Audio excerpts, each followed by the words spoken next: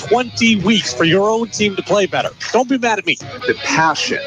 Mac Jones is fighting not just for his Patriots job, but he very well may be fighting for his NFL future. The opinions on all your favorite teams.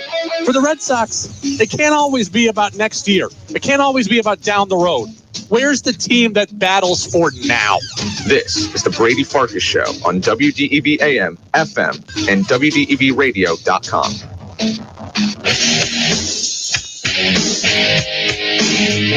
What's up, everybody? A very happy Monday here on the Brady Farkas Show on WDEV AM and FM, WDEVradio.com.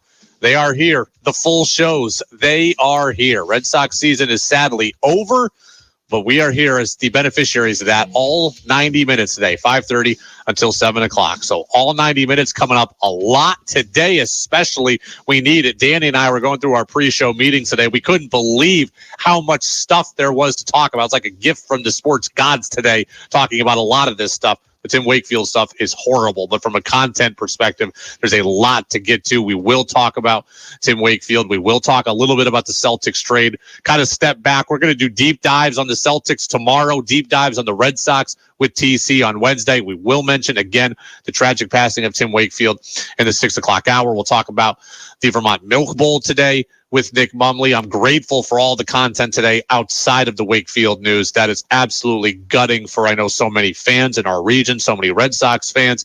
And I will tell you kind of my one word to describe Tim Wakefield when we talk about him in the 6 o'clock hour. Beyond that, going to be a lot of Patriots talk today. And do we have some things to say about them? Again, Nick Mumley, our WDEV Racing Insider, will join us at about 6:40 talking about the Milk Bowl. But Danny, let's waste no time. Let go.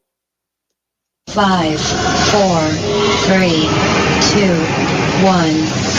And here we go. The opening thoughts on the Brady Farkas Show were brought to you by Sticks and Stuff and by Swanton Lumber, Vermont's most complete locally owned home center with locations in Enosburg, Derby, Middlesex, St. Albans, and at Rouse's Point. They are also at Swanton Lumber, and they're online at sticksandstuff.com. You can get in on the text line, 802-585-3026. Lots of things to talk about. I want to hear from you today. Your thoughts on the Patriots, your thoughts on Drew Holiday, your thoughts and memories of Tim Wakefield, and your thoughts on the Milk Bowl. I want to hear from all of you on all of it. Again, 585-3026. Patriots get beat by the Dallas Cowboys 38-3. Now, before I get all up in arms about the Patriots, and I promise you, I likely will, before I do that, I'm going to start the show with 4 simple words, right? Before I get angry, before I yell, the show starts with 4 simple words. And if you're watching on video on Facebook Live or on YouTube, you're going to see me count out those words. The first word is I. The second word is told. The third word is you. And the fourth word is so. That's it, okay? The 4 words for the Patriots right now are that simple. I told you so. That is the only place to start today. And I promise you, I really don't want to be taking a victory lap on this stuff. But this is what I've told you the Patriots were. Was it not? Didn't I say this all off season? Didn't I say this all preseason? Didn't I say this leading into week 1? There were some people out there who agreed with me, and you know who you are. And there were other people who laughed at me and yelled at their radio about me and complained to my bosses about me. Oh, he's too negative. Oh, he gets too worked up. Oh, give it time, Brady. Give it time. We got to see. Oh, in Bill we trust. Some of you are out there, and you know who you are as well. Isn't this exactly what I told you the Patriots were? Let me recap this for you as succinctly and as quickly as possible. Through 4 weeks of an NFL season, this is what the Patriots are. They are 1-3, and they got there in the following manners. 1, the New England Patriots are a team that needs everything to go right for them in order to win games, right? I have said that all along. When you don't have raw physical talent, enough physical talent, you better have all the other things, right? When you can't just out-athlete and out-explosive yourself into a victory, you better have everything else. You better have luck. You better have discipline. You better have execution. You better get the calls. All of that needs to go your way. And the Patriots right now through 4 games don't have that and aren't getting that. And that is why they are exactly where I thought they could be, right? Against Philly, they fumble the football. They can't keep their feet in bounds. They commit penalties. They lose, right? That simple. Against Miami, they throw a bad red zone pick. They have a bad fumble. They commit penalties. They lose. Things are not going all their way. They are not playing clean games, perfect games, and therefore they are losing. Against the Jets, they get the break, right? I never wish injury on anybody, but you got to play Zach Wilson instead of Aaron Rodgers. So you get the break in week 3, you capitalize and you win. And then finally, yesterday, I mean, where do you start on this? Okay, where do you start? Think about the New England Patriots like a baseball pitcher. It's the easiest analogy I can think about, Danny. When you have a pitcher who throws 100 miles an hour, well, that guy can get away with some stuff, right? 100-mile-an-hour fastball can walk the leadoff guy. Why? Because he'll strike out the next 3. 100-mile-an-hour fastball can get down in the count 2-0. Why? Because he'll pipe in the next 3 right past you. 100-mile-an-hour fastball can miss right down the middle, and you're going to get away. He's going to get away with it. Why? Because you're going to miss it. When you throw 87 miles an hour, you don't get away with anything because every mistake you make is magnified and every mistake you make gets crushed. And that's who the Patriots are. And that's who I feared they would be. That's who I told you they would be. And that is what they've become. They have become the pitcher with the 87-mile-an-hour fastball, who when he walks the leadoff guy, it turns into a 4-run inning. Who when he gets behind 2-0, it turns into a 4-run inning. Who when he pipes an 87-mile-an-hour fastball that's supposed to be off the black by 2 inches and it comes over the middle, it gets hit 502 feet. That is who the Patriots are. I mean, where do you even start yesterday? I mean, they were bad at every part of it. They got beat 38-3 for a reason, didn't they? Mac Jones looked like a deer in the headlights. Worst game I've seen him play from a confidence and comfort level that I can remember. They committed 6 penalties. How many of those were on Michael Waynu? At least 3 of them. They turned it over. They can't force turnovers. They don't get it when they go for it on 4th down. And then, oh, by the way, this week they lost the injury battle with both Matthew Judon and Christian Gonzalez, 2 of their most impactful and important defensive players, getting out. And Judon very well might be out for the season. Yesterday was a complete and abject disaster and a complete and abject failure. And nobody is immune from it. It was, for my money, in the top 2 of most embarrassing games I've ever been a part of since I got to New England. Top 2 most embarrassing games. Now, they got killed a few times with Cam in the COVID 2020 season. They got destroyed a couple of times with Cam. Cam got benched a few times. They got beat the day before this show, right? My birthday is October 24th. The Patriots played the San Francisco 49ers on my birthday in 2020. The first day of this show was October 25th, the day after my birthday. The Patriots got run all over by somebody named Jeff Wilson, and the first show here started off in a negative tone because I was crushing the Patriots then like I'm crushing them now. That might have been the most embarrassing game that I've ever seen the Patriots play in my 7 years, now 8 seasons or whatever it is in New England. But yesterday is right up there. I mean, yesterday was an absolute train wreck. An absolute train wreck. And as for, what else the Patriots are in 2023, that they are, I've told you, they are a team that cannot afford to get behind. I have said that all along. But what do they continue to do? They continue to get behind. And they continue to get behind big. They are a team that needs everything to go right for them, as I just said. But part of everything going right for you is playing on schedule. A lot of teams are like that. The Patriots are not the only one, but they need to play on schedule. They need to play in front of the chains. They are not built to come back from 10-0. They are not built to come back from 14-3. They are not built to come back from 21-6. There's a couple of teams in the league that are. Most teams aren't. The Patriots are not one of them, but yet they keep getting behind. They keep getting behind big. It's embarrassing, and it's deflating. When you get behind 18-3 and 28-3, you can't run the football. You can't have balance. You become predictable. Your bad offensive line gets run over by defensive linemen who can just worry about getting the quarterback because they don't have to worry about the run. You're not built to play catch-up. You don't have the star power to play catch-up, right? Talk about baseball again. If the Braves get down 4-0 in the first inning, I don't really care. Why? Olsen, Acuna, Riley, Murphy, Albies, Ozuna, star power. They can come back. If the Pittsburgh Pirates get down 4-0, it's probably over. Danny's a big basketball guy.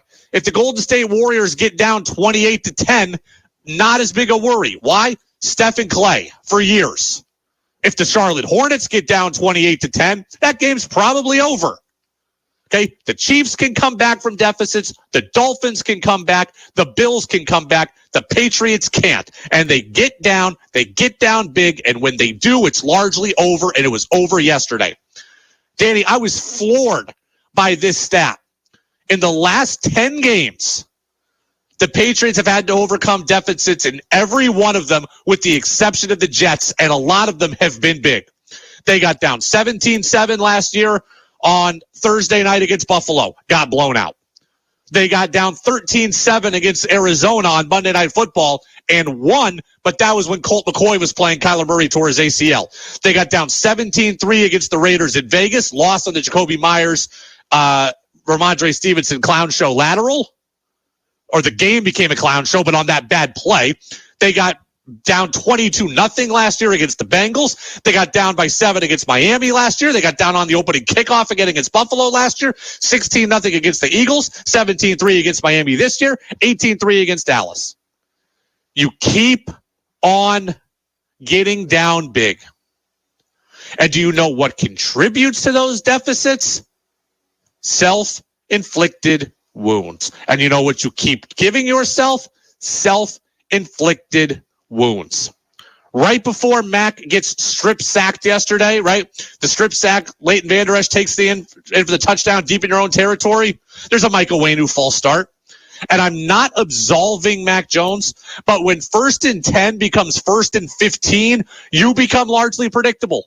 And the defense can come after you. That's not playing on schedule. That's not playing from in front of the chains. Because on 1st and 10, maybe you can throw a quick pass for 3 yards to get out of the shadow of your own end zone. On 1st and 10, maybe you can run the ball and run it up the middle for 4 yards, and it's 2nd and 6, and now that's manageable. Instead, it's 1st and 15, and now you are in a passing situation where they're coming after you. You've got to allow your guys to get down the field deeper. Mac's got to hold the ball longer, and now Mac gets guys coming after him. I'm not absolving Mac Jones, but that play was not all his fault. When you get to 1st and 15 and you're the Patriots, you are screwed. And they keep doing things like that. We ask, what's the Patriots' identity? You know what their identity is? They're the team that makes mistakes. And they can't afford to make mistakes, but they keep doing it. It happens all the time. And you have a 1-3 team that just plain looked out of it yesterday and looks out of it in the grand scheme of things in the AFC. It's completely embarrassing. I consider it unacceptable, but you know what else? I told you so. I told you so. I told you that this was going to happen. Text line open, 802-585-3026. Glenn in Brookfield. Patriots have no quarterback and no depth. It breaks my heart about Tim Wakefield and Russ Francis.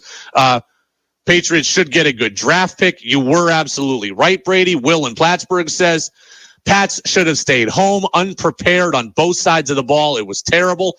Travis says, I think Mac Jones and the Patriots need a change of scenery. We can talk about that as we move forward as well. It was completely embarrassing, and it was embarrassing in every single part of it. And the Patriots have done this to themselves. One last I told you so moment for the 5 o'clock hour. One last I told you so moment. This isn't that hard to predict, but let me lay it out for you one more time here. We're talking about Mac Jones. Let me lay out the truth. Not hate, truth. Mac Jones is not a special quarterback. I have said that since the night that Mac Jones was drafted. He is not a special quarterback. That does not mean that he's bad, but he does not have the raw talent of Justin Herbert, of Patrick Mahomes, of Lamar Jackson, guys like that who have special talent and special gifts. When you have quarterbacks like that, like Josh Allen, you can overcome some deformities on your roster, right? Oh, the defense isn't that great. Okay, Herbert can score 37 if he needs to. The offensive line isn't so good. Okay, Lamar Jackson will buy some time, and he'll make up for it. Oh, Mahomes, he can come back. Oh, we got Allen, he can come back. Patriots don't have that. The truly special ones can overcome some stuff and can overcome it when you need them to. You had it forever with Tom Brady. Those guys that are so good that the roster around them doesn't need to be so good. It all helps, but it doesn't have to be. You don't have that quarterback. You selected a quarterback that's not that. Okay, fine. Well, when you have a quarterback that isn't a hero, you need to do what? You need to give him lots of help. Right? Here's how you can win in the NFL. You can have an A quarterback and a C supporting cast, right? You can have a C quarterback and an A supporting cast. You can't have C's all around, which is what the Patriots have. And that's their problem. They didn't draft an A quarterback, and they didn't give their C quarterback an A supporting cast. That's their problem. I've said it before. I will say it again. Mac Jones isn't special enough to overcome this roster and this lack of help. Look around the league. Some teams have A quarterbacks, and the teams that don't, the smart ones, are doing what they can to help out their guy, right? Tua Tagovailoa, is he that much better than Mac? I would say not. He's got an offensive-minded head coach in Mike McDaniel. He's got Jalen Waddle. He's got Tyreek Hill, and he's got umpteen running backs, apparently, who run like 4.3s. He's getting some help. Is Geno Smith, who we're going to see tonight, significantly better than Mac Jones? I would say he's a little bit better, but he's not significantly better. He's also a decade older. But he's got DK Metcalf, Tyler Lockett, Jackson Smith-Njigba. They drafted him 2 offensive tackles last year. I don't think either one of them are going to play tonight, but beside the point, they've done some stuff to help Geno. Heck, even Jimmy Garoppolo has Devontae Adams. Ryan Tannehill's not that much better than Mac Jones, but yet when he had A.J. Brown and Derrick Henry, he was the number 1 seed in the AFC playoffs. Mediocre QBs with great talent around them have a chance. Alex Smith did it with Kansas City, right? Mediocre quarterback, great talent. Kirk Cousins won 13 games last year. It can be done. A quarterback, C roster can work. C quarterback, A roster can work. C roster, C quarterback doesn't work. That's what the Patriots have. And Mac Jones doesn't really have a chance.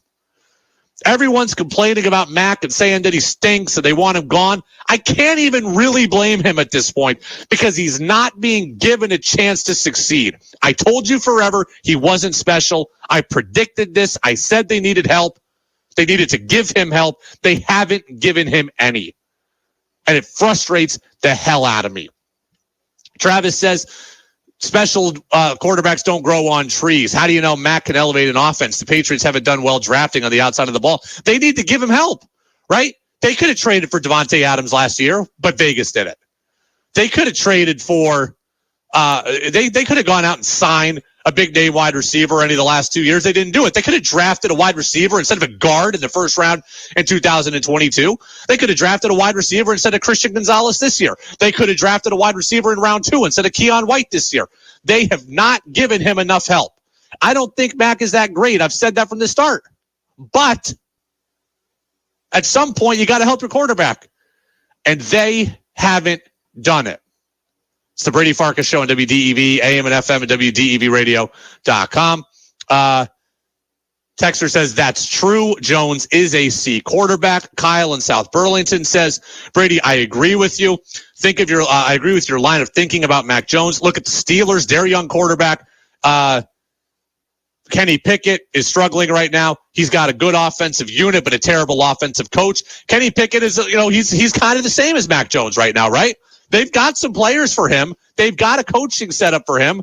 Now, maybe Kenny Pickett's just not very good, but at least Pittsburgh's going to know, right? They've done things to help him.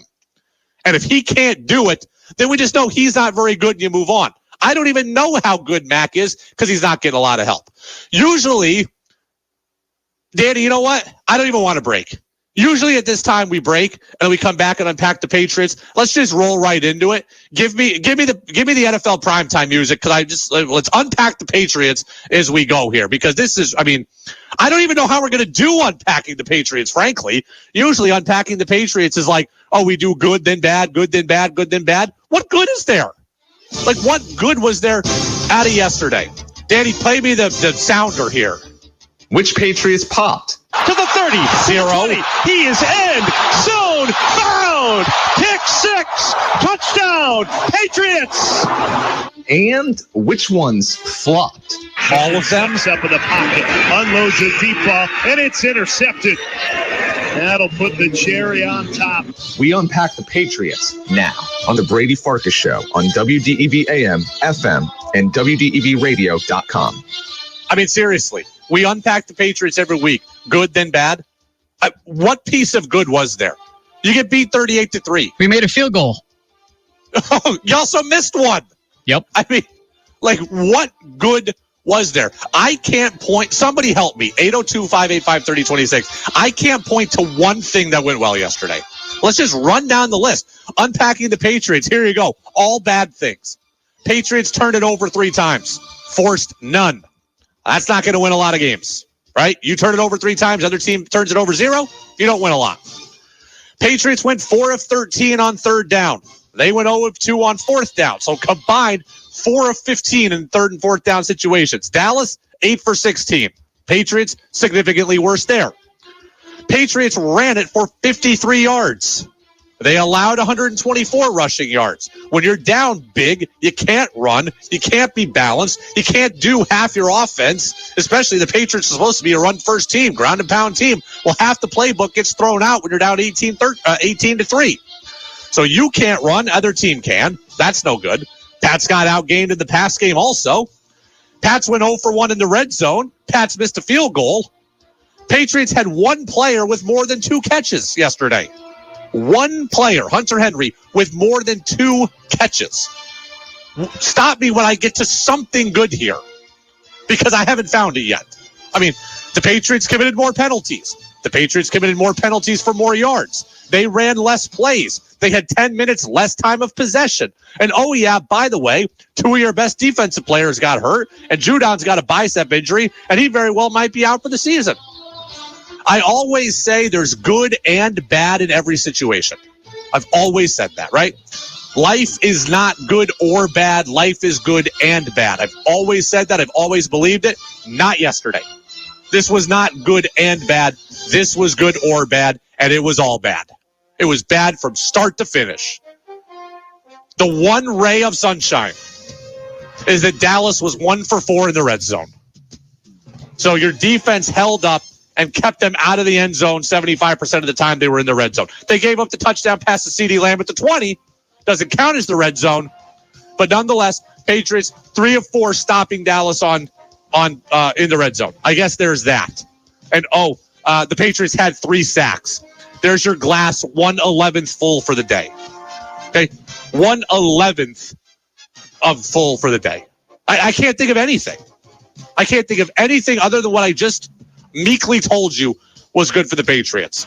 And sticking with the bad, not only did they execute bad, people are calling out their effort level. Danny, did you hear Tom Curran of NBC Sports Boston? He said he thinks Mac Jones quit on the team yesterday.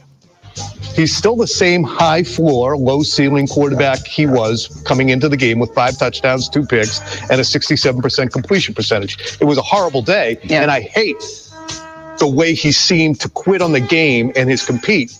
I hate that, and it really is the most alarming thing about this game to me in terms of Mac Jones, but you got to make it work for the next 5 months.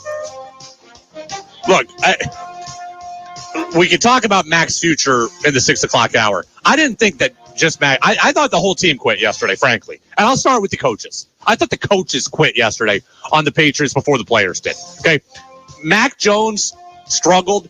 Mac Jones looked like he was seeing ghosts. Mac Jones didn't look comfortable. Mac Jones looked horrible. I didn't necessarily think that Mac Jones quit. Danny, I texted you, I think, during the game, and I think I said, this is ugly. They've quit. Did I text that to you, or is that somebody else? I didn't get that text. Okay. I told somebody that they've quit, and I blame the coaches for that.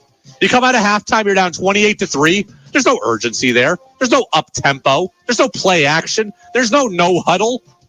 There's no going for it on 4th down. There was run, pass, punt. That's it. Okay?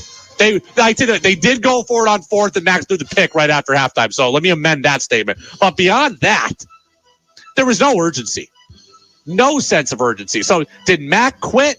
I don't necessarily think so. I think Mac played horribly. I think the team quit on him. I think the play calling and the coaching quit on him. I think the mentality was bad in the second half. They gave up. I barely even had to pay attention after halftime because you could just tell right away that game, they didn't think there was any chance of them getting back into it. Okay, there was no chance of them getting back into it. Not with that attitude, not with that with that livelihood or lack thereof. Texter says, best thing for the Patriots is their flight was on time. When do we ask the question? Is Belichick on the hot seat? Oh, trust me, it's being asked. Okay, it's being asked. There are plenty of people talking about it. We got audio. Danny, we had 60 things of audio today to go through. Mike Reese is talking about it. And Tom Curran's talking about it. And Andrew Callahan's talking about it. Everybody's talking about Belichick and his future. And how long can this go on? And does Belichick need to stop being the GM? And does he need to stop being the head coach? And is he not involved enough? And does he be behind the times? Everybody's talking about it. I can tell you what I think. I put this on Belichick. There's no doubt in my mind I put this on Bill Belichick. Not Bill Belichick, the coach, but Bill Belichick, the GM. He thinks he's so smart, zigging while everyone zags. And you know what he's doing? He's zigging his way to 1-3 and getting beat 38-3. The Patriots were atrocious yesterday, right? Belichick wants to be a run-first team. Great. Where's your other running back there behind Ramondre Stevenson other than a beat-down Zeke? Even though Zeke's been okay, I don't trust it for 17 games. Where is your second running back behind Ramondre Stevenson? Pete Carroll wants to run the football, and he's drafted running backs in the second round each of the last 2 years. And people mock him for it, but he's at least committed to something.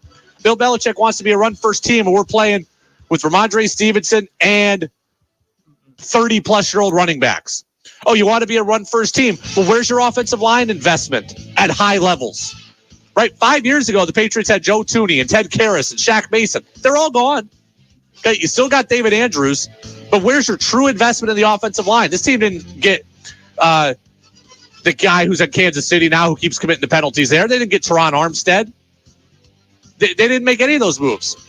Okay, they're not a pass-first team, but if they wanted to be, they're not even close to that. Right? They haven't invested at wide receiver.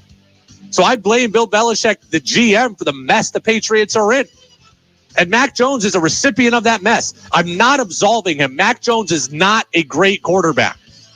But not great quarterbacks can have success when their team does the right thing around them. And the Patriots aren't doing that for Mac. They're not doing it for Mac. We'll talk a little bit more about Mac coming up next on the Brady Farkas Show on DEV. We'll step aside. We'll get the CBS News update. More of your texts coming in. And then, again, the future of Mac Jones. People are starting to talk about it. We've been talking about it for months. The people are joining the conversation. That's next. This is WDEV, Vermont's news station, owned and operated by the Radio Vermont Group. From the top at Sugarbush at 96.1 FM, WDEV Warren and Wakefield. In Berry at 96.5. In Montpelier at 98.3. Along with our founding station, AM 550 WDEV Waterbury, Montpelier. Streaming at WDEVradio.com. 92 years of serving Vermont. The friendly pioneer, WDEV. This is CBS News on the Hour, presented by Indeed.com. I'm Monica Ricks in New York. Former President Trump's fuming over his fraud trial. We're going to be here for months with a judge that already made up his mind. It's ridiculous. He's a Democrat judge. He's an operative, and it's ridiculous. He claims prosecutors just want to keep him from the campaign trail, but the state's working to ban Trump from ever doing business here again for lying to land deals for years. Correspondent Robert Costa was in court today. During the course of that opening argument by the government, I watched as Trump had his arms folded across his chest. He leaned toward the table. He seemed to grimace. He definitely shook his head a few times as he listened to the government present in a PowerPoint scenario how they believe Trump committed fraud. The judge says he did it by drastically inflating his assets and net worth. LaFonza Butler will be sworn in tomorrow to fill Dianne Feinstein's Senate seat. California Governor Gavin Newsom says he appointed someone he respects. I wasn't kidding when I said I remember being grilled by LaFonza on my vision for long-term care, and it changed me a little bit. I said, I got to step up my game as a candidate for governor. Butler runs Emily's List, a political organization that props up female Democrats who support abortion rights. The Supreme Court has denied Attorney John Eastman's effort to throw out a lower court ruling saying he and former President Trump more likely than not committed a crime by trying to keep Congress from certifying the 2020 election. Legal analyst Thane Rosenbaum says Justice Clarence Thomas recused himself from that appeal. The petitioner, John Eastman, is a former Supreme Court law clerk for Justice Thomas. That rarely, if ever, happens, and the level of intimacy involved in having Justice Thomas weigh in when his former law clerk stands before the court as a defendant would cross too many ethical lines. The Marines are relaxing their uniform standards now over a camouflage shortage. The backlog started during the pandemic, but could now continue through fall of 2024. The CDC is reviewing a new morning after pill for STDs. Reporter Alexander Tin. New draft guidance now being released by the CDC will for the first time recommend that doctors consider prescribing pills of the antibiotic doxycycline to some men who have sex with men, as well as transgender women, to take after having sex in order to prevent infections. The Powerball jackpot has topped $1 billion again ahead of tonight's big drawing. This woman in Wisconsin's crossing her fingers. I have 2 kids. I'm too busy. I just go in and grab my ticket and pray for the best. Oh, I would pay everything off, buy a house, and probably never work again. Me neither. This is CBS News. You need to hire? Indeed is with you every step of the way, helping you attract, interview, and hire candidates all from one place. Visit Indeed.com/credit. At Fisher Investments, we do things differently, and other money managers don't understand why. Because our way works great for us. But it may not work for your clients. That's why Fisher Investments is a fiduciary, obligated to put clients first. It's the highest standard for a financial advisor. So what do you provide? Cookie-cutter portfolios like the rest of us? No cookie-cutter portfolios here. Fisher Investments tailors portfolios to meet each client's goals and needs. But you do sell investments that earn you high commissions, right? And make commissions when you make trades for your clients? No, Fisher Investments doesn't sell any commission investment products, and we never earn commissions on trades. So what's in it for you? Fisher Investments fees are structured so we do better when our clients do better. When it comes to helping clients achieve a comfortable retirement, we're clearly different.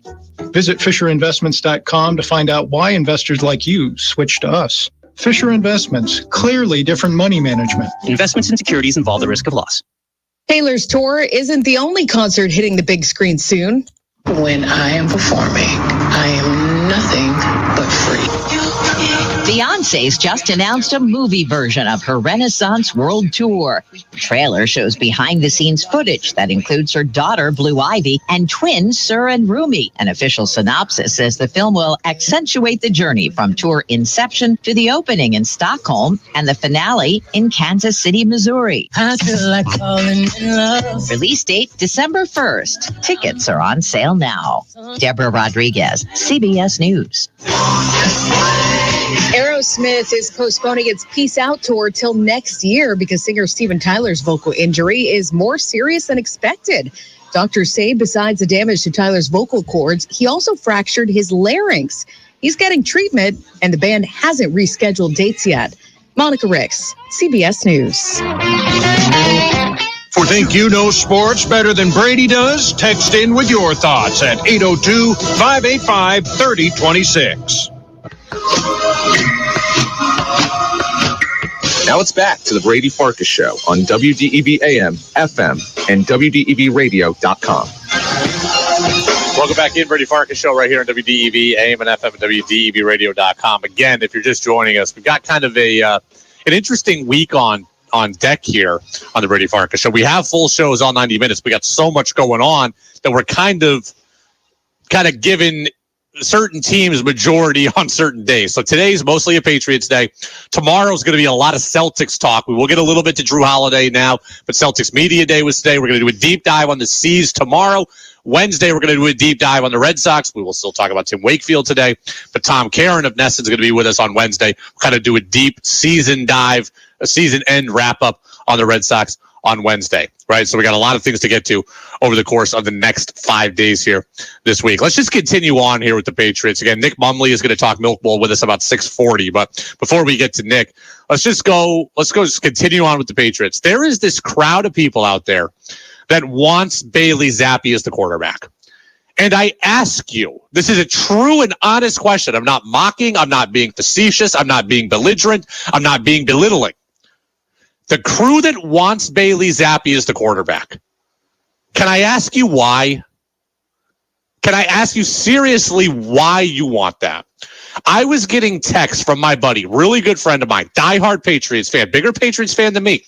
And he was texting me throughout the game yesterday, put Zappi in. Mac sucks.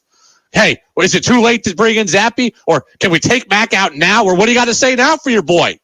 And I'm just thinking to myself as he's texting me, why do you want this? Why do you want to see Zappi? Because you know what? Here's the reality. Bailey Zappi is a worse version of Mac Jones. It's that simple. I know he won a few games last year against bad teams and bad quarterbacks, right? Like he beat Jacoby Brissett and he beat Jared Goff before the Lions had figured anything out and when they had 6 guys on defense gone. So I know that Bailey Zappi won a couple of games, but be honest with yourself. He is a worse version of Mac Jones. He moves a little bit better, but he's more inexperienced from a worse college program. He also doesn't have a great arm. He did not play well in the preseason. The same bad personnel or underwhelming personnel that is holding back Mac Jones in this team is going to be there for Bailey Zappi. This isn't like Zappi comes in and all of a sudden these players grow wings. That's not how this goes, right? You have C personnel. You have a C quarterback in Mac Jones. You have a slightly less version of a C quarterback in Bailey Zappi. So if that is the case, then why not just stick with Mac? He's the guy you've drafted. He's the guy you invested in. He's the guy you've built this for. He's the guy the offense is tailored to. Mac Jones needs to remain the quarterback. There's nobody else. If you had a first-round pick behind Mac Jones, I would say go for it. If you had a wily veteran behind Mac Jones, I could say maybe. But you don't have that. You have Zappi and Will Grier, and that's it. Mac Jones has to be the guy. Okay, there's no point in going to Zappi at all other than for the sake of making a change, and I'm not at that point yet. If the Patriots are 2-10, then maybe I'm making a change for the sake of making a change. But right now, Mac Jones is the guy, at least for this year. If you don't want him to be the guy for next year, then we can talk about it. If you want to draft a quarterback, then we can talk about it. If you want them to trade for a quarterback, we can talk about it. But for the 2023 Patriots, there are no other chess moves left on the board. They're not trading for Kirk Cousins.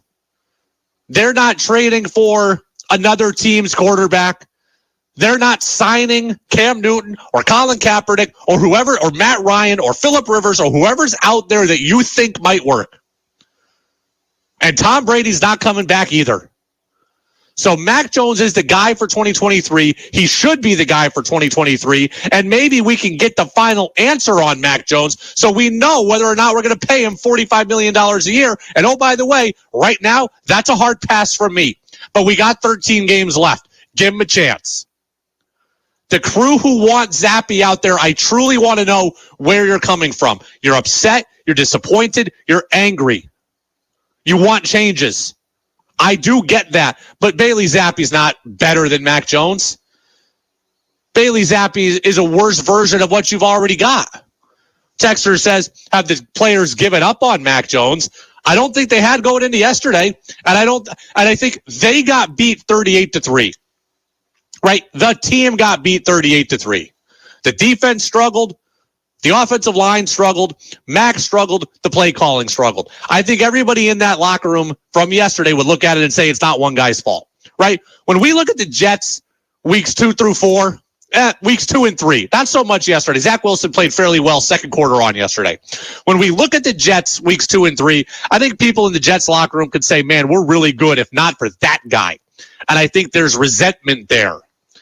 I don't think that's the case for the Patriots because nobody was good for the Patriots. It's not like the defense can look at it yesterday and say, hey, we did our job if only that quarterback didn't suck. I don't think that's the case. So maybe they'll be out on him at some point, but I don't think they're out on him yet. And I think the organization should stick with Mac, and then we evaluate where we're at in the offseason. 2024 is supposed to be a great college quarterback class. Maybe you get deep into that. Maybe you're willing to move on from Mac, but you don't do it right now. But I will say, as I've said, the drumbeat about Mac Jones' future is growing louder. It started out as just us talking about, you hear it in the intro, right? Mac Jones talk, or I say something in the intro to the effect of Mac Jones might be fighting for his NFL life. It's true. Okay? Baker Mayfield was fighting for his NFL life. He flamed out in Cleveland, flamed out in Carolina, got one last chance in Tampa. Seems to be making the most of it. They're 3-1. Sam Darnold got one last chance in Carolina. Flamed out. Now he's a backup. That could be Mac Jones, right? Teddy Bridgewater, franchise quarterback, took the Vikings to the playoffs. Injury, perpetual backup now. Okay, there are guys, Mitch Trubisky, right? He got his chance in Pittsburgh last year. Backup. Okay, backup. He finished the game yesterday because Pickett got injured, but backup. Like, that's what Mac Jones is fighting to avoid becoming. The drumbeat is growing louder. Kevin Burkhardt, Greg Olson are on the call yesterday for Fox. They're talking about Mac's future, saying maybe he's not the guy. I'll be interested to see how Mac Jones responds to that, because now it's everybody. It's not just us who he's never heard of. Now everybody's talking about Mac. They're all talking about his future, and they're all wondering what it is. It's a tough place to be in if you're Mac Jones. I don't envy that position. But it is, like, we are getting down to this season being a really, I mean, this is the year for him. Okay? The Daniel Jones, Baker Mayfield, Sam Darnold, make it, break it year, this is it. And right now, Mac Jones is not passing the test, and the team is not passing the test. Danny, at commercial, you asked a very interesting question. Go ahead and ask it again on the air. Yeah, I've seen this posed on either podcasts on TV, but it's, if you drop Mac Jones into the Niners system, does he look just as good as Brock Purdy? Yes, 100%. 100%. That's what we talked about, though, right? You can be a C quarterback, right? Like, let's just call this what it is, right? C quarterbacks in C situations don't look very good. Okay, I'm trying to think of one off the top of my head here. Justin Fields is a guy I think has more talent, but I may end up being wrong on him. So we'll say he's a C right now. Well, the talent around him right now doesn't look great. And we have real questions about the coaching around him. And therefore, the product is what it is for Justin Fields, and he doesn't look very good. right? You have a quarterback right now that's a C that's not being given things on the outside to help. And that's the result that you get. Brock Purdy very well might be a C quarterback, but he is in the ultimate A situation. He's got the best offensive play caller and coach in the league in Kyle Shanahan. He's got Christian McCaffrey, who is the best running back weapon in the league. He's got Deebo Samuel. He's got Brandon Ayuk. He's got George Kittle, who might be the best tight end in the league, not named Travis Kelce. And oh, by the way, he's got one of the top defensive players in the league in Bosa. They've got Fred Warner. I mean, and a dynamite kicker in the pass in Robbie Gould. Like, Brock Purdy is in an A situation. And oh, by the way, he's in a division, Brock Purdy, that right now is immensely winnable. Arizona is down. The Rams are, I think, a little better than I thought, but they're down. And Seattle is probably slightly above average. But like Mac Jones is in a division where it was supposed to be Josh Allen, Tua, and Aaron Rodgers. Mac Jones is in a tougher division than Brock Purdy is. If Mac Jones played for Kyle Shanahan and played in good weather in that division in a bad conference, which the NFC has been, and then had all that help, I think Mac Jones would be excellent because he'd be a C quarterback in an A situation. And like I said, Ryan Tannehill was the number one seed in the AFC playoffs, right? He had Derrick Henry, A.J. Brown, and that got him the number one seed. I mean, that's Ryan Tannehill. I've seen Mitch Trubisky, speaking of him, Mitch Trubisky's been in the playoffs twice. Whether you think he's good or bad or not, he's been in the playoffs twice. So he's been able to take advantage of some things in his career when he was in good situations. The Patriots aren't that, and they're not putting Mac in that. Let's just continue here with Mac. I'm kind of on a roll with this right now. I'm not a fan of what Mac Jones had to say after the game yesterday, Danny. It depends on how you look at it. I think for sure, I'm very competitive and I put a lot into it and I feel really bad. Let my team down, let the coaches down, the whole organization, everybody, the fans. So we got a great fan base and I got to put a better product out there to beat good teams. So I'm going to take the positive route as best I can, and hopefully it brings the best out of me. You know, I don't want to be cynical. I don't. But I'm kind of done with Mac's over-accountability act. It kind of rings hollow to me, Danny. Wait. Would you rather have him pull a Zach Wilson from last year and say, no, I didn't let anybody down? No, I like guys who are accountable. I like guys who are willing to put it on them. I like guys who don't deflect blame. That is all true. But we are now hearing this from Mac so often that it kind of just rings hollow to me, right? Again, I'd rather him blame himself than blame everybody else. It is the right thing to do. But it kind of ceases to be noble when it's an every week occasion, right? After week one, he's like, this loss is all on me and I lost the game for us. It's like, look, we get it. You care. You're accountable. You're doing the quarterback thing. Now I want to be shown and not told, right? Have you ever heard of somebody, you ever have a buddy who's in a relationship and the relationship probably isn't so great and they keep fighting and every time, you know, the opposite member of the relationship is like, hey, I'm really sorry. This is all me. All our problems are me. I'll be better.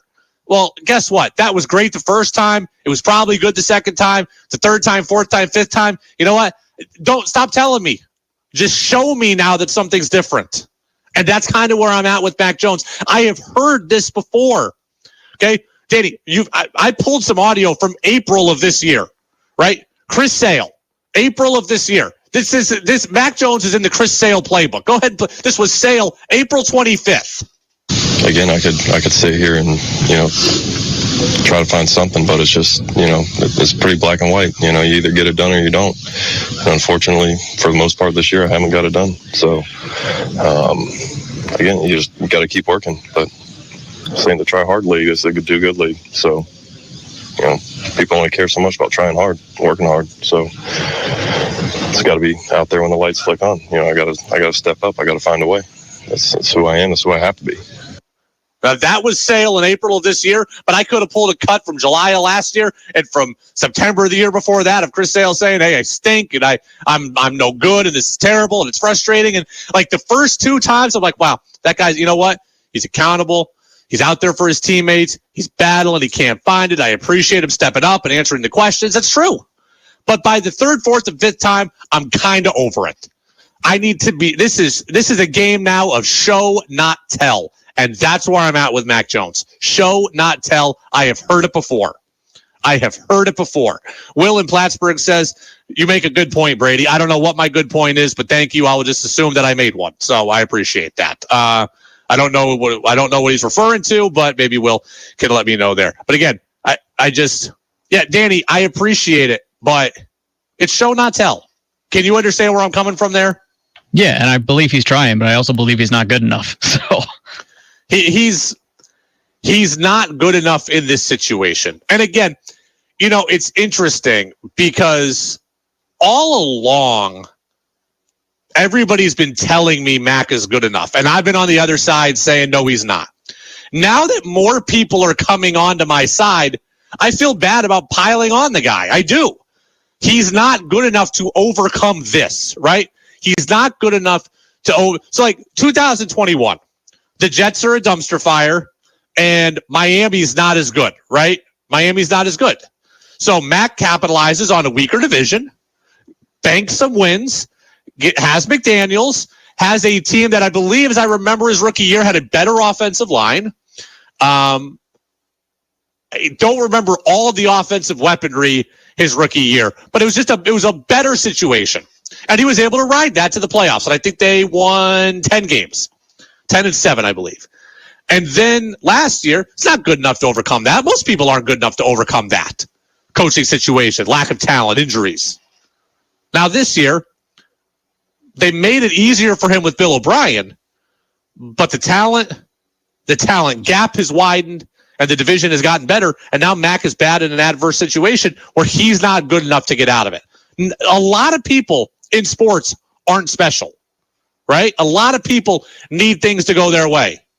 Mac is one of those guys. He is a just a guy. He's not the guy. He's just a guy. And it's now that everybody's starting to see that, I feel bad for piling on the guy. It's the Brady Farkas Show on WDEV, AM and FM, WDEVradio.com. John says Tom Brady couldn't win with this Patriots team. He could do better. Tom Brady now at 45 would struggle with this Patriots team. If Tom Brady were Mac Jones's age, I think Tom Brady would had a better chance. If Tom Brady was 33 and with this team, I think Tom Brady could win. I think that's fair, right? If Tom Brady was in his third year and not yet the GOAT, I think Brady would have a better chance. Wouldn't be 15-2, but he'd have a better chance. Tom Brady at 45, I do think would struggle. I think it could look a lot like this. Tom Brady, if he's in his prime, well, then I think all bets would be off, right? Because he would be a guy who could elevate, like a Mahomes, like a Herbert, like a Rodgers. I'm going to leave the Patriots aside now. We'll get back to the Patriots probably tomorrow, the next day, right? We'll talk about the Patriots more this week. But I do want to make sure that I take a very different turn in the show today. I want to slow it down for a bit. I want to make sure we get to this. Red Sox legend Tim Wakefield passed away after a battle with brain cancer at the age of 57. And if this came as a shock to you, you're not alone. It came as a shock to me as well. It came as a shock to people who pay attention to the Red Sox. So last week, I didn't even know Tim Wakefield was sick, right? I had made kind of a mental note to myself that Tim Wakefield hadn't been on Nesson for a while this year. I had heard him earlier in the season, hadn't heard him recently. I'd made kind of a note to myself, oh, Tim Wakefield hasn't been there. And I didn't think much of it. Well, last week, Curt Schilling, former Red Sox pitcher, divulged Wakefield's sickness on Curt Schilling's own podcast, right? Wakefield had brain cancer. Curt Schilling divulged it. He was not supposed to. He was not authorized to. What a terrible thing to do to make somebody's last days this public and this miserable. Awful thing by Schilling. But Schilling put out the information. That came out on either Thursday or that was Thursday of last week. That was the first even I knew that Wakefield was sick. And on Sunday, he was gone at the age of 57. And this is tough for a lot of people in our area, tough for a lot of Red Sox fans worldwide, for a lot of baseball fans worldwide. Tim Wakefield spent 19 years in the big leagues, 2 with Pittsburgh, actually got Cy Young votes with Pittsburgh, 17 years with Boston, 2-time World Series champion, all-star, Roberto Clemente award winner, which is basically like the Walter Payton Man of the Year. It's kind of the ultimate good guy in baseball. Tim Wakefield won that award. Our buddy Tom Caron at Nesson was on TV yesterday, and he put together a beautiful video tribute talking more about Wakefield and his accomplishments. Wakefield retired after the 2011 season and holds the Red Sox records for starts and innings pitched. He ranks second in strikeouts and pitching appearances and third in wins, trailing only Cy Young and Roger Clemens. I have to thank the Red Sox organization for giving me the best 17 years of my life. In 2012, he joined the Nesson broadcast team and immediately won over fans with his unbridled passion for the game and love of the team. Wakefield was honorary chairman of the Red Sox Foundation and had been team captain of the Jimmy Fund. He spent countless hours helping numerous charities. No one loved the Red Sox more or did more to use the power of sports to help people in need. Field, as TC said, worked at Nesson, and TC is going to be with us on Wednesday. We'll obviously ask him about this, but I know that TC is gutted by everything, and this is horrible news. Now, I will be honest with you all. I wasn't here in Vermont, in New England, for any of Wakefield's Red Sox tenure. So until I really went and looked it all up and listened to the tributes and heard the words, I hadn't really realized just how good a pitcher Tim Wakefield was or how good a guy Tim Wakefield was. I mean, 200 wins. I didn't know Tim Wakefield hit 200 wins. Look, I know a lot about baseball, and I knew a lot about Wakefield. I didn't know all the particulars, though. 200 wins, I had no idea. Over 3,000 innings thrown, starting, relieving, saves, wins. The selflessness of him leaving himself off the 2007 World Series roster, all the charity work. Tim Wakefield, a Red Sox Hall of Famer. I knew he was good. I didn't even realize he played 19 years. I didn't even realize he pitched until he was 44. And I certainly didn't know all the off-field stuff. This is a really tough loss for Red Sox Nation. It's a really tough loss for a lot of people, right, Danny? We've got the audio. Kevin Youkilis breaking down. Lou Merlone breaking down. TC breaking down. Pete Abraham of the Boston Globe breaking down. Alex Cora. Danny, can you play? I'll give you a second to find it. Can you play the Jason Varitek audio? I think it's Jason Varitek #1. Jason Varitek in the clubhouse yesterday after the game. Yeah, I mean, this is Jason Varitek, a tough guy. I saw someone say he's as tough as a $2 steak. Moved to tears yesterday talking about Tim Wakefield, Danny. I've always said it, Wake exemplifies what this uniform is. And it's not just the name on the back, it's the name on the front. It's what he's done in the community, the way he's represented it, where he's respected the game, which goes on to the whole league of being a precious part of what we do. It's a terrible loss. And again, because I wasn't here and I don't have that long Red Sox fandom, this is going to hit me differently than it hits some of you, for sure. The thing I can say about Tim Wakefield, and I mean this dearly, is that Tim Wakefield was a cultural icon. And it might not have felt that way because he was flashy. To you, he might have just been a Red Sox pitcher who was pretty good. To you, he might have just been a Red Sox pitcher who was there for a long time, who you were happy to see win the 2004 World Series after he had given up the Aaron Boone home run in 2003. But for someone who was not a Red Sox fan at that time of my life, I truly mean this. Tim Wakefield was a cultural icon. You talk about growing up, playing wiffle ball in the backyard, right? Guys wanted to waggle the bat like Griffey. Guys wanted to waggle the bat like Gary Sheffield. And guys my age wanted to throw the knuckleball like Tim Wakefield. And that is among the greatest impacts that somebody could leave, right? Again, it's going to hit me differently. Some of you I know are very, very emotional because you watched the entirety of Tim Wakefield's career. I didn't. But what I can tell you is that every kid who played in the backyard, And I played there every day for a couple of summers. Every kid who played on a team and played catch in the outfield before a game was throwing the knuckleball and was throwing it because of Tim Wakefield. Tim Wakefield popularized the knuckleball, right? Like, there have been knuckleballers, right, in my life or in baseball. My dad's a Wilbur Wood fan. Tom Candiotti after him. But for a generation of fans, Tim Wakefield popularized the knuckleball. If you're between 28 and 45, you know exactly what I'm talking about.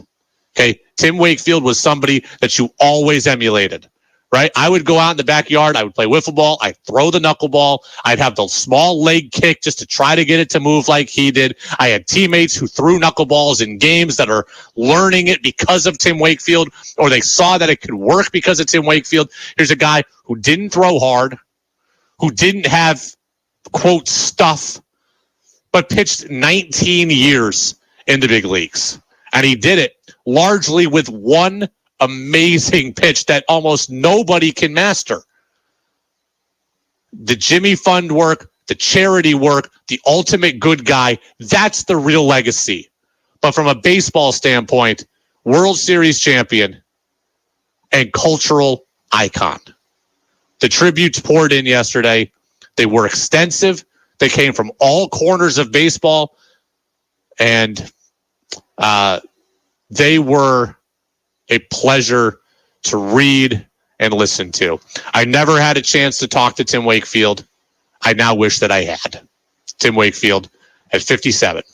Rest in peace. Brady Farkas Show is back next on DEV.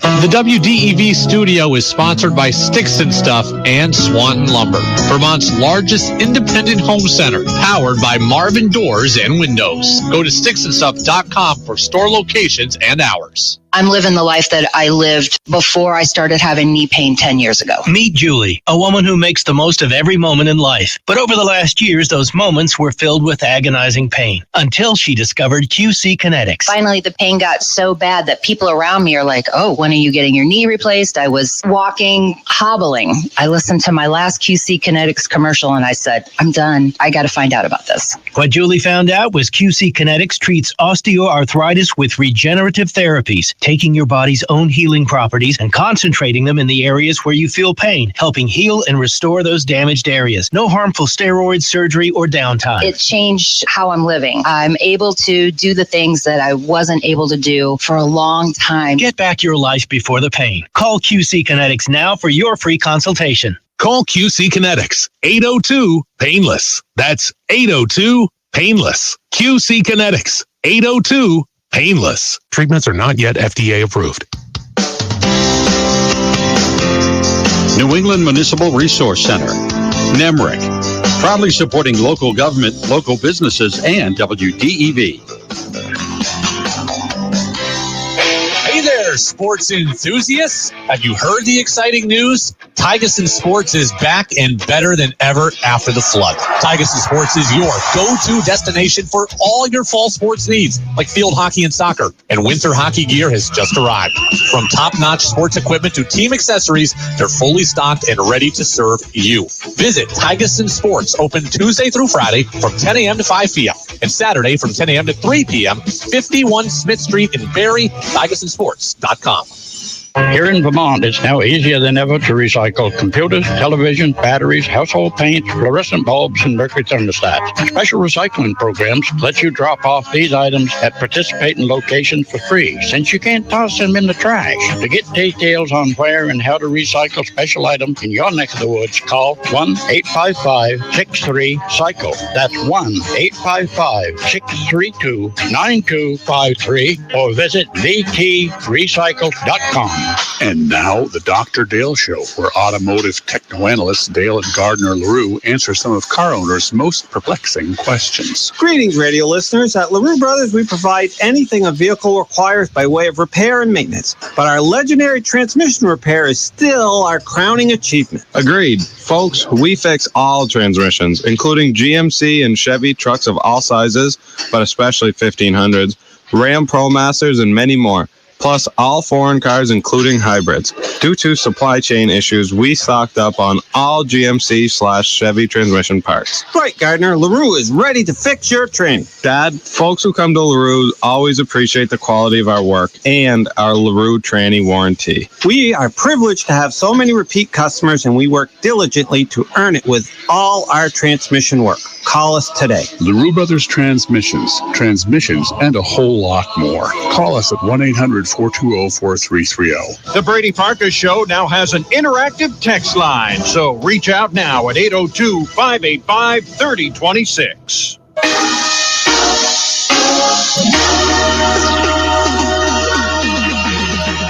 Now it's back to the Brady Farkas Show on WDEV AM, FM, and WDEVradio.com. Welcome back in, Brady Farkas Show right here on WDEV AM and FM, WDEVradio.com. Kevin says, thanks for the words about Tim Wakefield. I literally cried in the car when I heard it. I can imagine that there were plenty of people who cried when they heard it. Plenty of fans. I mean, it was extremely evident the people that knew him, played with him, worked with him, how shook up they were, right? Again, Euclid was crying. Veritek was crying. I saw the post from Jonathan Papelbon and Kevin Millar and even Fred Lynn, guys who were in the Red Sox family, and Merlone. Those guys were all shook up because they had a chance to be around him. But for the general fan, I'm absolutely positive that there were people who were crying when they heard this news. Again, depending on your age, Tim Wakefield very well might have been your favorite player.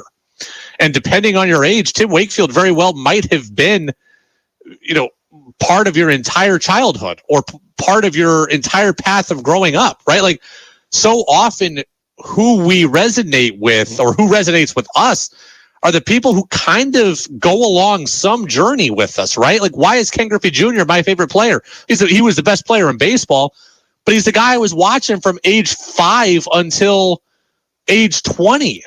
Right? And I grew up with Ken Griffey Jr. And yes, Wakefield wasn't that caliber of player, but for somebody, he had that kind of impact. Will says, rest in peace, Wake. Best knuckleballer, but a wonderful human, a true professional. And he was great on the Nesson broadcast as well. We will try to transition as easy, as difficult as that is. We will try to do it nicely and eloquently. Nick Mumley from the Inside Groove podcast and our WDEV racing analyst is going to be with us momentarily here to talk about the Vermont Milk Bowl yesterday, which was won by Stephen Donahue. But I do want to just get a quick thought in on the Celtics trade, right? Over the weekend, we got word that the Celtics had traded 2 draft picks, Robert Williams and Malcolm Brogdon, for Drew Holiday. Drew Holiday, the longtime defensive specialist in this league, 5 times an all-defensive player in the NBA. We're going to do a lot of Celtics talk tomorrow. We got Keith Smith coming on, longtime writer over at Celtics blog, so we're going to get his opinion on everything. My gut is this. My first reaction, without talking to everybody, without listening to everything on this, my first reaction is that I feel really good, Danny, about where the Celtics are. Okay. Media day was today. Preseason games are going to start here soon. My gut reaction is that after acquiring Drew Holiday, I feel really good about where the C's are. I think they are better than they were at the end of last season. I do think they're a little light on depth. I do worry about depth, bench play, possible injuries, rotations, etc. But I do think they are better than they were when they ended the season. For comparison, Jason Tatum, Jaylen Brown, Kristaps Porzingis, Drew Holiday, Al Horford, Derek White. That's the Celtics' top 6. Now, that's a top 6 that I think is better than where we were last season. Tatum, Brown, Marcus Smart, Malcolm Brogdon, Horford, White, Rob Williams, and then Grant Williams in there as well. What you'll notice is that second grouping from last year had 8 players in it, right? More depth last year. But I do think with this Drew Holiday move, the Celtics have addressed a number of the remaining concerns that I had, okay? Marcus Smart, they lost him as the point guard. They replaced him with Drew Holiday. They lost Marcus Smart, the defender. They replaced him with Drew Holiday. And you know what? Drew Holiday is a better version of Marcus Smart. It might hurt to say that given what Smart has meant. Drew Holiday is a little older than Marcus Smart, but he is a better version of what we all think Marcus Smart is. Holiday averaged 19 points a game last year. Marcus Smart averaged 12. He's a better scorer. Drew Holiday averaged 7.5 assists last year. Smart averaged 6.5. He's a facilitator as a point guard as well. Holiday shot 38% from three last year. Smart shot 33%. So you look at the Celtics now, they've still got size, Horford and Porzingis. They've still got scoring ability, right? They got 5-6 guys that can get a bucket anytime they want. And they've got... They answered the point guard question, at least at the starting level, with Holiday. Holiday's a better point guard than Smart. He's a better point guard than Brogdon, all-encompassing, and he plays great defense. Again, a 5-time defensive All-NBA player. There are questions about depth, and those questions are real about 7th guy on the roster, 8th guy on the roster. What is Peyton Pritchard and Jordan Walsh, the young kid out of Arkansas who they drafted this year, and O'Shea Brissett and all the guys, and can Sam Hauser have a bigger role? There are questions, but in terms of a top 6 and a playoff style rotation, Danny, I feel pretty good about where the Celtics are. Maybe Keith Smith will sway me a different direction. Maybe Freddie later this week will sway me in a different direction. But right now, my gut tells me to embrace this and feel good about it. You're Mr. Celtic, Danny. How do you feel about this, 2 days removed from it happening? Yeah, there's no question they're a championship level roster right now. And like you said, depth, it might be an issue. They need probably 10, 11, 12 guys for an 82-game regular season because injuries will happen. But when the playoffs start, they got probably some of the best 8 guys you could possibly go into the playoffs with. I just named 6. Who are you including in your 8 there? Are you talking about Hauser maybe not Pritchard? 8 yet, but they're going to have to figure that out, right? Those are the next couple guys. Will Pritchard step up? Will Sam Hauser step up, like you said? Will they need to make a trade for a 7th, 8th guy? I don't know. Because they don't have much flexibility left. Now, Brad Stevens said earlier today, and we can talk more about this tomorrow again because I want to get to Nick here in a second, but Brad Stevens said earlier today they still have the flexibility to go out and do things, right? They have a lot of second-round draft picks for whatever those are worth in the NBA. They also have a lot of firsts that they control on their own. So I guess there are some moves on the table for them, especially maybe, look, the buyout market. Like, I would also think the Celtics are going to be a pretty darn good team this year, and other players are going to see them as a championship contender. So the buyout market come around the All-Star break could be ripe for them to go and get some guys with. They might be able to make some deadline trades to go bring in some depth pieces. So, again, there are still some holes here. I think they're a little light in the front court, but overall, I'm inclined to feel good about this. And 3 months ago when they traded Marcus Smart, I ripped Brad Stevens kind of, what are you doing? 3 months later, they've answered that question as far as I'm concerned. So we'll do much more Celtics tomorrow, but I do like the moves as they stand today. Right now, I want to go out to the phone line. Yesterday, I was watching the Patriots. I should have gone to Thunder Road. Danny, we should have gone to Thunder Road rather than watch the Patriot game. Joining us now is Nick Mumley, our WDEV racing insider, our racing analyst. He was at Thunder Road watching the 61st annual Vermont Milk Bowl. Another great day of racing at the nation's side of excitement. Nick, thank you for being with us. How are you? Not bad, Brady. How's it going on this fun day? Well, you've given me a 10 to 12 minute reprieve here from Patriots conversation. I'll tell you, as a Patriots fan that has absolutely hate watched every single bit of their season so far, I was very happy to miss their game yesterday, especially when I saw the final score.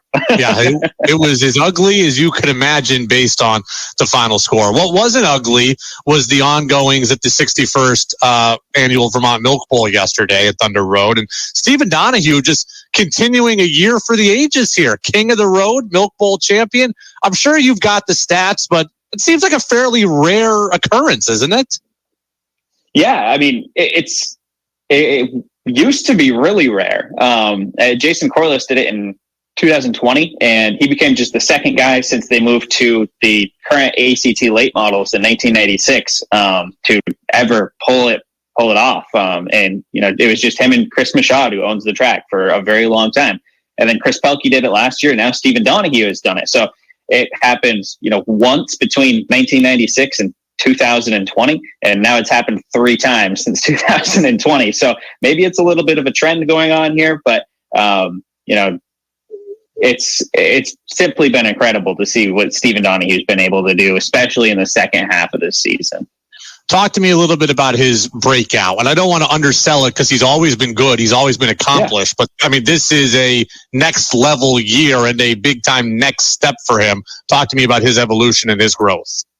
Oh, for sure. I mean, you know, I was talking with him about this last week on my podcast. You know, last year at the championship race, 2022, he came across the line, you know, and flipped upside down, and the fuel tank ruptured on his car and burst into flames while he's upside down. He had to unstrap himself out of his car. So basically he fell onto the roof of it and climb out and all this, that, and the other thing. But he won the race and he broke his arm, and it was kind of he was thrust into the spotlight almost on that day. And then, you know, he went out and won the championship over at Riverside Speedway just across the border in New Hampshire a couple nights after that. And then this year he comes out and he was planning on running one race at Thunder Road this year, running Riverside full time. And he picked up a big sponsor, and, you know, they allowed him to run the full year at Thunder Road, and he goes out and wins the championship. And not only does that, but he wins the championship at Riverside as well, and the Milk Bowl. So, I mean, we've just seen him grow up and mature a ton over this last year. He's gone from a guy who's had this reputation of being, you know, having a short fuse and not racing with his head as much as, you know, everybody else does in the field. And the guys that he really needed to beat, you know, to win these big races, big events. And within that last year, I mean, we've seen him go through a whole lot of stuff that, you know, any racer might not experience in their lifetime. And, you know, he's done a lot of growing up, and clearly the experience that he's gained, I think, in the last 12 calendar months has allowed him to be at this point right here. Talk to me about what else you saw at the Milk Bowl yesterday. Obviously, it was a great race. It was close. Jason Woodard of Waterbury second. Or I'm looking at the wrong division there. Nick Sweet of Barry was second. Chris Pelkey of Graniteville finished in third. Marcel Gravel of Wolcott was fourth, and DJ Shaw out of New Hampshire. That rounds out the top five. What else kind of stood out to you from racing yesterday? Yeah, I mean, you can't ask for anything more from a Milk Bowl than what we saw yesterday. I mean, great racing all day. It was 80 degrees on the first day of October. You know, just a couple of clouds in the sky. I mean, literally the perfect Milk Bowl day. And, you know, we get down to the final segment, and going into that last segment, Stephen Donahue and Chris Pelkey were tied at 7 points. Nick Sweet had 11, DJ Shaw had 13. So you had four guys that realistically had a shot. Two guys were tied for the lead. It made for a final segment that had everybody's heart racing, everybody, you know, up and out of their seats, just incredible stuff. And, you know, Steven showed some awesome emotion getting out of the car and celebrating with his team afterwards, and kissing the cow, which is the special tradition. You know, just everything you could ever ask for out of a Milk Bowl. Nick Bumley with us here, WDEV Racing Insider, also the Inside Groove podcast host. He's here on the Brady Farkas Show on WDEV AM and FM and WDEVradio.com. Let me ask a total newbie question, but it is something that I'm interested in here. So on the Thursday night program at Thunder Road, these races are done twilight hours into the night, and it's an afternoon and night schedule. How does the preparation change everything here, given it's an earlier morning, it's earlier racing, it's done, you know, completely in the sun? Does it change anything from a prep or driving standpoint, just kind of the schedule change here for the Milk Bowl? Well, that's actually a pretty good question for a newbie, Brady. I'll give you that. Thank you. Get lucky once in a while. And the answer is yes, it does. You know, so at night, the track cools down, because at night, obviously, even in the summertime, you know, if it's an 80-degree day, you know, in the middle of July, you know, it's probably going to dip down to 65, 70 at night. So the track's going to cool off a little bit. When you are out in the sun and the sun's shining on that racetrack and there's no cloud cover and it's 80 degrees, that track is hot and slick. It's really tough to find the grip that you need. And so it creates a different racing surface. You know, usually we talk about it's tough to pick the winner of the Milk Bowl and try to judge it from the winner of Labor Day, because the weather is so different in the beginning of September to the beginning of October that, you know, with the track conditions, like it's like racing on a completely different racetrack. Same thing with Thursday nights. I mean, you get this track out in the sun, you get it hot and slick. It's going to handle and, drive for these racers completely different than it would on, a Thursday night, any time of the year. So yeah, a lot of what they do at the racetrack, when you see the teams working on the cars and the drivers making adjustments, it's trying to adjust the car to the weather conditions and what those weather conditions are doing to the racetrack. We focus on the Milk Bowl when it comes to the late models all the time. I don't know that I've ever asked you ever about the mini Milk Bowls that go on, but talk to me a little bit about the Flying Tigers mini Milk Bowl. Rich Lowry of South Hero won that one. We also saw in the Street Stocks, Josh Lovely of Williamstown get the win. Scrap in the Road Warriors, Nate Brian of Williamstown won it. Fred Fleury of Graniteville was second. Talk to me a little bit about what you saw in some of the lower divisions. Yeah, I mean, I think this was the second straight year that the Tigers have almost stole the show at the Milk Bowl with their final segment. This was a crazy race. Jason Woodard has the win by, I think, 4 or 5 points. Like, he had it locked up with 5 laps to go in this race. Right front tire goes down on his car, 5 laps from the checkered flag. So he's out of it. They re-rack him, run him for a restart, and they go around, and looks like Jason Pelkey is going to win it out of Barrie. And they go into the third corner, and 2 cars get together. One of them slides back up right in front of the track, and guess who is sitting there trying to get around the rack on the outside? Jason Pelkey destroys the 64 car. Red flag comes out. Only person that made it through, I think, what was the 10 or 12 car wreck was Rich Lowry. Rich Lowry is the Milk Bowl champion. Yeah, it's the Tigers put on a wild show every year in the Milk Bowl. I mean, last year Logan Powers beat Justin Prescott, and they were sideways and in the wall all the way to the checkered flag in that one. So Tigers put on a great show as well. Josh Lovely came back. He's been gone for most of the year for Thunder Road. He came back and won in the Street Stocks. They had a couple of good segments, and we call him Tater over at Thunder Road. But Nate Bryan, he's never finished a mini Milk Bowl in the Warriors. He's been racing Warriors for probably 5 or 6 years now. This is the first Milk Bowl he's ever finished, and sure enough, he won. Season is over at Thunder Road right now. Talk to me a little bit about kind of the off season is from a racing standpoint. I imagine these guys and women will take some time off, but when does the calendar start for them again in terms of trying to get new sponsors for 2024, trying to get bigger sponsors, trying to get better equipment, trying to repatch up your car or get a new car or whatever? How long an off season is it truly? It might be 6 months before we see them race again, but what's the schedule look like? Oh, it's already underway. I was talking to guys last night after the race saying, oh yeah, these are, I've talked to these guys, they're going to sponsor me next year, this, that, and the other thing. There are people getting home from the Milk Bowl today on Monday. They're probably not going to tear the car apart today or, put any plan in action, but they have a plan of what they're going to do. There's not a lot of people right now that kind of have it up in the air. They're not sure. It is a long off season. We won't see these cars back on the track until May, but in order to come out of the gates firing, which you have to if you want to be successful at Thunder Road in a season-long points championship, the preparation has to start today. What are we going to do? How are we going to make it better? And how can we bring more funding in? How can we make the car faster? All the assets of a racing team. How can you improve it?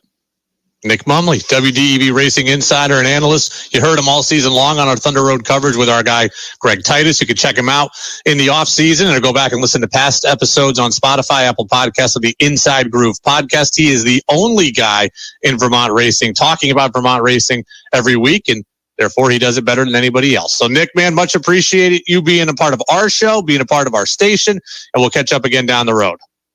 Absolutely. Sounds good. Thank you.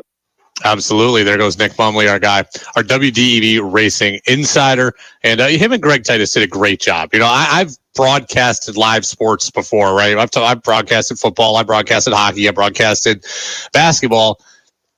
I'm not saying that they're easy. Football is actually incredibly difficult, but I can't really imagine broadcasting racing. And Nick and Greg do it great. They do it great together. So awesome stuff there, and really happy to have them on our team. And for those of you that went yesterday, I'm happy for you too, because it was ugly for us that stayed and watched the Patriots game. Absolutely horrific for those of us who stayed and watched the Patriots game. In hindsight, we should have had the Washington and Philly game go a lot longer into overtime, so that we had to see less of the Patriots game. But Danny, I was in the Adirondacks. I didn't get to see at first the first 5 minutes of the game. Did you end up seeing the whole thing, or did you also get bumped locally? I got bumped as well, but we didn't miss much. No, we didn't miss much. I went back and watched it all on NFL Sunday Ticket later to see what I had missed, just to see the first couple of minutes. And yeah, it wasn't much, that's for sure. So it was ugly all across the board, and it's ugly now for the team, right? It's ugly for Bill Belichick and the questions about his job security. It's ugly about Mac Jones and the questions about his job security, and it's just an ugly spot for the team. And Matthew Judon, very well might be out for the year. Very well might be out for the year. Danny, I'm going to do a quick check here and see if anybody has put out a Matthew Judon update. But we were talking about maybe, here you go. Schefter, Christian Gonzalez, Matthew Judon out indefinitely while they seek second opinions. Gonzalez injured his shoulder. Judon a lower bicep tendon tear. Right there. That's about as bad as it gets. Okay. That is about as bad as it gets. All right. I went over a little bit on my time here. I was supposed to break and say goodbye to you 20 seconds ago. So now I have to do some mental math here in a second to get us out of here. That's going to do it for us, though. I know that. That's the end of the show. Tomorrow we're going to talk a lot of Celtics. Keith Smith, longtime writer over at Celtics blog, Celtics Insider. Now he's over at Spot Track. Does a lot of stuff with NBA money and stuff. We'll talk about the trade for Drew Holiday, what he thinks of it, what the Celtics might have the ability still to do, what they need. Are my questions about their depth or lack thereof unfounded or perfectly reasonable? We'll talk about all of that. And we'll get you the latest on the Patriots. Again, it's an ugly situation. Full show podcast available, Apple Podcast, Spotify, and WDEVradio.com. My social media account's going to have some clips from the show as well. We'll see you tomorrow on DEV. Waterbury invites you to think local, buy local, and be local by experiencing our many recreational opportunities with something for everyone in your group. You can hike, bike, walk, run, paddle, skate, and stroll, and even swim in Waterbury. Between the Perry Hill Bike Trails, Little River State Park,